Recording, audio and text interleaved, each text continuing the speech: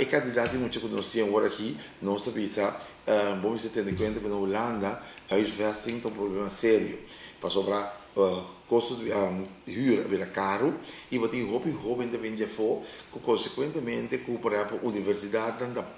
nanda block certo caso dan. Dus agora que nós estudantes assim mira precis maneira nós está na Holanda usamos mas lo tem caminho com o tem escassidade de casa, dus o coordenador está trazendo duro para põe casa e lo tem caminho com o tem portar demais em casa. Então ele bota bem combinar para botar nem mamio. Para fim de mês nós subimos sobre aquela GC. Banda de aspecto de Holanda aqui, botin região,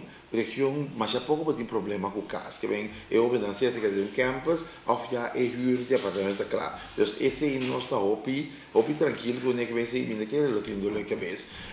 Aspecto mais que nós temos na Holanda tá Dorkut é hobby na qual promete que dá isso de caso e na mesma busca na mesma casa esse aí também nossa vez tá quando o jovem nem tem casa cava então se não tem casa como tá ajudando para apoiar no caso e não está estável corso não sim tá rotina mas tem para handle corso não soube nada como se diferente informação na informação por exemplo over de como botar handle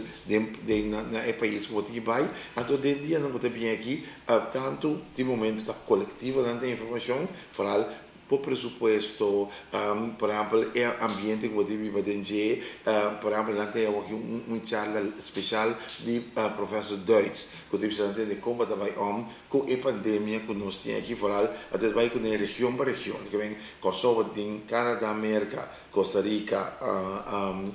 Colômbia e você tem também na Holanda. Então, você quer tudo muito bem, mas tanto informação possível, antes seguro, você tem antes de abril, passou agora bom, de exame. Então, depois do exame, eu penso que a cabeça está para fazer o exame. Então, depois do exame, você tem com uma série de informações. Para a Holanda, nós somos no dia 23 de julho, nós estamos 23 com o Calem, mas não costuma nós ter